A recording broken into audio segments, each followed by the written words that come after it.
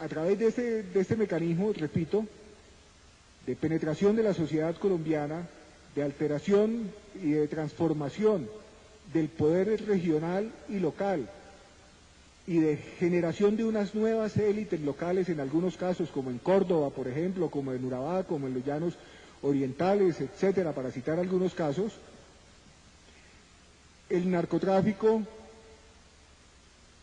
se ha vinculado estrechamente al surgimiento de un fenómeno que le ha impreso una nueva dinámica a la guerra interna en Colombia. Me refiero al fenómeno del paramilitarismo. Ahí se produjo una convergencia muy importante entre tres sectores. Primero, el narcotráfico. Segundo, sectores de élites regionales, particularmente agricultores, ganaderos, comerciantes, que estaban siendo severamente golpeados por la guerrilla, por la extorsión, por el secuestro. Y en tercer lugar, sectores de las Fuerzas Armadas,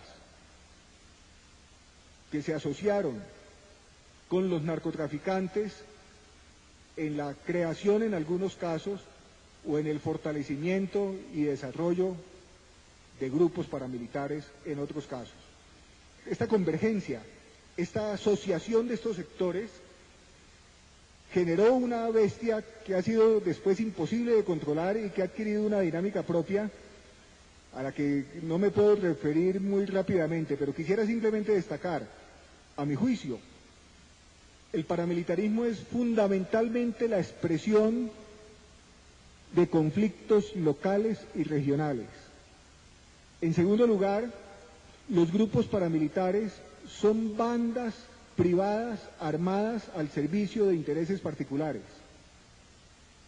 Y en tercer lugar, los paramilitares, por el tipo de tarea que tenían que hacer, que era adelantar la guerra sucia y desarrollar el tipo de actividades que, por ejemplo, las Fuerzas Armadas, por limitaciones legales y constitucionales, no podía desarrollar.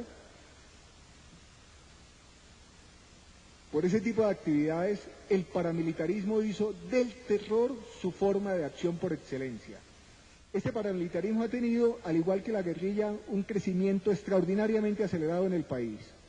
Y ese crecimiento acelerado en el país se explica, a mi juicio, fundamentalmente por la complicidad pasiva o activa con que ha contado de parte de sectores del Estado, de sectores de las Fuerzas Armadas, y por el apoyo de importantes sectores de élites locales, regionales y de dirigentes políticos locales y regionales. Como resultado de estas circunstancias, nos encontramos ante un conflicto armado complejo, intensificado y degradado. Complejo por el aumento en el número de actores comprometidos y por las fragmentaciones y alianzas que se producen entre estos, que ha llevado a que sea un conflicto regionalmente diferenciado. Intensificado por la cantidad y recurrencia de las acciones armadas, por el incremento en el pie de fuerza de todos los actores, por el fortalecimiento de las salidas militares por parte del gobierno y por la inclusión de nuevos municipios, hasta el punto de que casi la totalidad del territorio nacional es afectada por acciones violentas de los actores armados. Y finalmente, es un conflicto degradado por la violación constante al derecho internacional humanitario, por el empleo sistemático de la violencia contra la población civil. Igualmente se considera degradado por el uso de las masacres, las torturas, las desapariciones y los desplazamientos como forma de presión contra la población.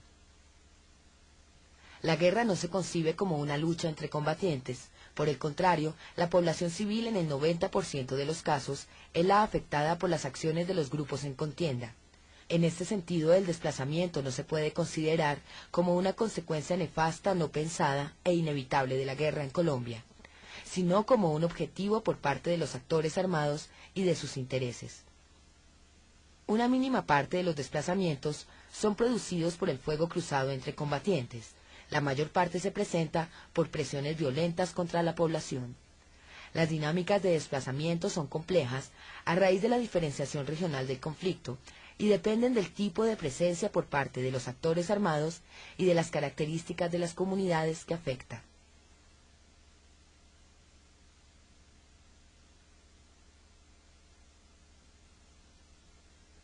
La concentración de la propiedad agraria ha sido un problema transversal a la violencia y a la historia de los despojos en Colombia. La desigual distribución de la tierra y su uso conflictivo son parte del problema agrario que en Colombia los gobiernos no han logrado resolver.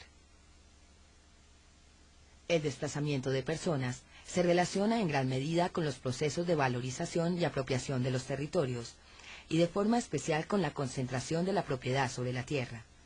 Es así como la mayor incidencia de migraciones violentas tiene lugar en los departamentos con mayor concentración de la propiedad agraria.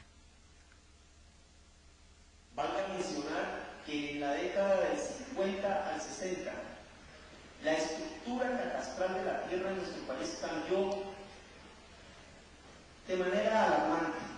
Voy a mencionar el caso que mejor conozco, es el del Valle del Cauca, pero el mismo caso se aplica para el Tolima Grande, para la sabana de la costa atlántica, para los llanos orientales y para el mismo valle geográfico del río Cauca.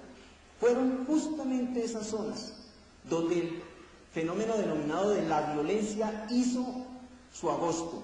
Fue justamente en esas tierras. ¿Y qué tenían esas tierras? Esas eran tierras planas, aptas para la agroindustria. En un momento del desarrollo del capitalismo que estaba generando las posibilidades, precisamente después de la Segunda Guerra Mundial, de tener condiciones para industrializar la tierra. Y fue allí donde se lanzó ese proyecto expansionista por parte de los terratenientes de nuestro país.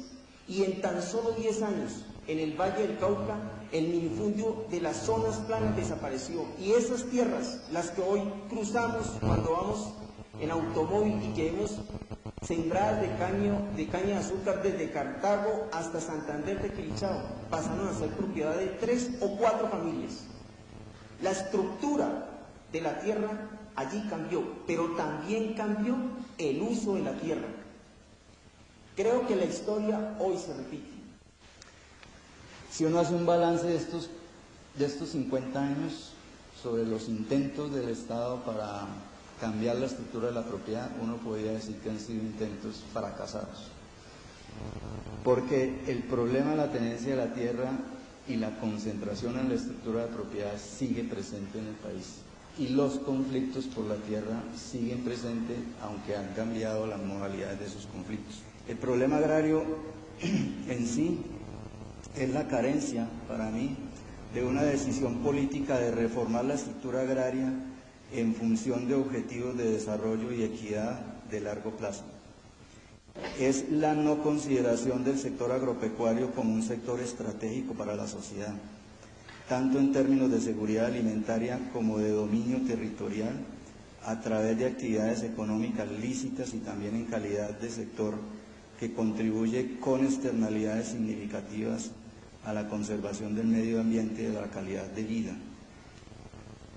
Esta discusión centrada sobre el tema de la tenencia de la tierra, hoy en día hay que revisarla.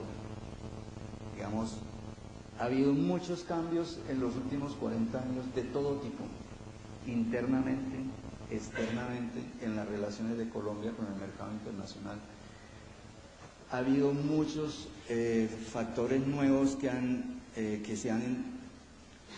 enrarecido, digámoslo así, la definición y la claridad sobre el problema en el sector rural, que todos nosotros conocemos: narcotráfico, guerrilla, paramilitares, etcétera, etcétera. Todo eso ha hecho que la visión que se tenga hoy del problema agrario sea una visión sumamente compleja y que no es fácil de percibir ni de precisar.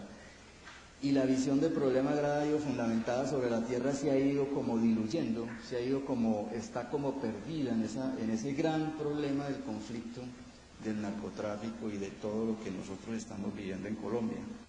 En las 2 últimas décadas, el problema agrario se ha complejizado por la aparición de nuevos elementos, especialmente por el papel que ha adquirido el sector agrario en un contexto de globalización y apertura económica, y por la intensificación del proceso de concentración de la propiedad a partir de 1985, situación que se ha relacionado con la compra de tierras, y por la intensificación del proceso de concentración de la propiedad a partir de 1985, situación que se ha relacionado con la compra de tierras por parte de narcotraficantes, quienes han comprado tierras en el 42% de los municipios del país. Este fenómeno es más intenso en algunos departamentos, tales como Córdoba, en donde se han comprado tierras en el 84% de los municipios, en el Meta en el 39%, en el Chocó en el 31% y en el Putumayo en el 23% de los municipios.